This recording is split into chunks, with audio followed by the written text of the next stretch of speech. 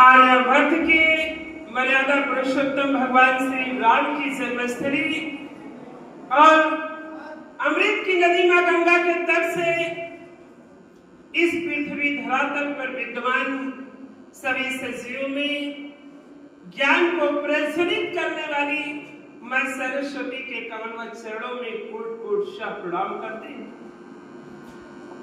आज यह पवित्र पावन भूमि एक ऐसी भूमि है जो संपूर्ण पृथ्वी धरातल की श्रेष्ठ और उत्कृष्ट भूमि है।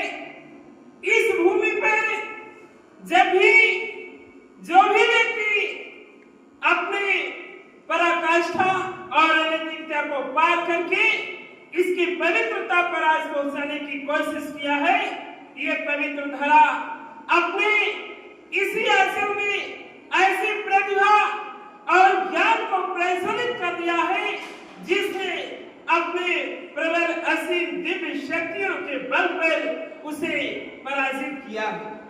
ये कोई नई परंपरा नहीं थी। आपको ये समझकर आश्चर्य होगा कि जब सिकंदर जैसा विश्व विजेता रावी नदी के तट पर भारत जैसे पवित्र भूमि पर आक्रमण करके यहाँ की सभ्यता, यहाँ के संस्कार, यहाँ की संस्कृति, यहाँ की नैतिकता, यहाँ की विनम्रता, यहाँ की शालीनता, यहाँ की शिष्टता, यहाँ के संस्कार और यहाँ की संस्कृति को कुचलने के लिए आया, उसी समय राजस्थान के रावी नदी के तट पर एक शिक्षक कौटिल्य और उसका एक शिष्य चंद्रगुप्त मौर्य ने उसकी 1.5 लाख सेनाओं को रावी नदी पर हरा करके वापस भेजने का कार्य किया था। यही नहीं, इसके पश्चात ब्रिटिशवासी व्यापार के लिए आने के पश्चात जब शासन करने के लिए सोचा और शासन करने के बाद ब्रिटिशवासियों की असफलता के पश्चात वापस चले गए। उस समय भारत छोटी छोटी रियासतों में बटा था। संपूर्ण भारत में 546 रियासतें थी, यानी 546 राजा थे। जिस प्रकार से आज के राज्य छोटे छोटे जिलों में बटा होता है, उसी प्रकार से यानी कह सकते हैं कि जैसे विभिन्न जिले बेटी सुल्तानपुर, प्रतापगढ़, रायबरेली, गोंडवाना, ऐश्वर्या, लखीमपुर, अमरोहा, मेरठ, आगरा, बस्ती, जालौन, झांसी, चित्रकूट, एटा, इटावा, महोबा, इसी प्रकार से अलग अलग जिलों के अलग अलग राजा हुआ करते थे। देश की संस्कृति, देश की सभ्यता, देश की एकता खतरे में थी। उसी समय गुजरात की पावन धरा पर 31 अक्टूबर 1875 को इस भारत माँ ने ऐसे व्यक्तित्व को जन्म लिया जिसने अपने असीम शक्ति और शौर्य के बल पर 546 रियासतों में 545 रियासतों को एक साथ मिला करके समृद्धशाली भारत का निर्माण किया था।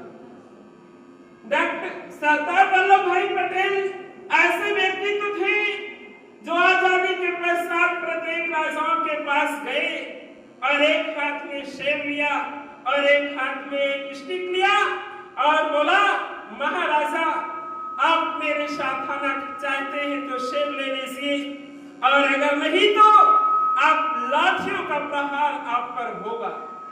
एक राजा जो इनकी एकता के सूत्र में नहीं बंधा और जम्मू कश्मीर का राजा था जिसका नाम हरि सिंह था, जिसका सेनापति राजेंद्र सिंह था, जो ये चाहता था कि राजतंत्र को सशक्त अस्तित्व में रखा जा सकता है। सरदार वल्लभ भाई पटेल के असीम समझाने के पश्चात भी वो इनके विचारों से प्रज्वलित नहीं हुए, इनके विचारों का अनुकरण नहीं किया। लेकिन भारत के विभाजन के पश्चात 14 अगस्त 1947 को पाकिस्तान भारत से अलग हुआ। पाकिस्तान की संस्कृति, पाकिस्तान का विचार, उसकी अनैतिकता इतनी संकीर्ण थी, उसने छोटे से क्षेत्र को समझ करके हरि सिंह जैसे जम्मू कश्मीर के राजा पर आक्रमण कर दिया। हरि सिंह जैसा व्यक्ति तो भारत में आया और कहा, आप मुझे बचा लीजिए, मैं अपने राज्य का विलय भारत में करूंगा। लेकिन उस समय सरदार वल्लभ भाई पटेल, जवाहरलाल नेहरू तथा ब्रिटिश ऑफिसर जो भारत की रियासतों को, भारत को सौंप रहे थे, उन लोगों ने कहा पहले आप हस्ताक्षर कीजिए कि मैं भारत में अपने राज्य का विलय करूंगा, मैं आपकी सुरक्षा करूंगा। लेकिन हरि सिंह अंततः हस्ताक्षर करने से इनकार करते रहे, लेकिन अंत में उन्होंने कहा कि मैं भविष्य में विलय करूंगा, लेकिन मेरे देश का एक अलग संविधान होगा। यही कारण है कि जब भारत के संविधान लिखा जाने लगा तो धारा 370 में जम्मू कश्मीर के लिए एक अलग संविधान की रचना की गई।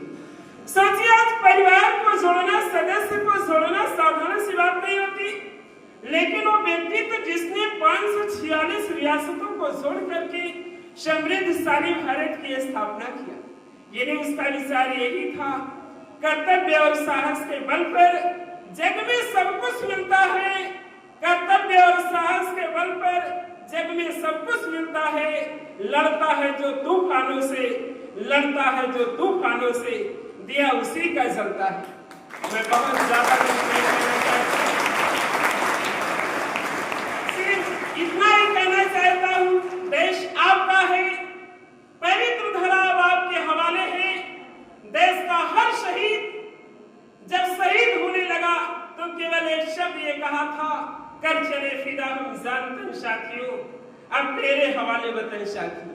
तो अब ये देश आपका है, देश की रक्षा, देश की सुरक्षा, देश का विज्ञान, देश का विकास, देश का संरक्षण आपके हाथों में है।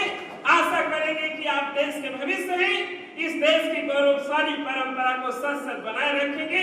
इन्हीं शब्दों के साथ मैं अपनी वाणी को विराम देता हूँ।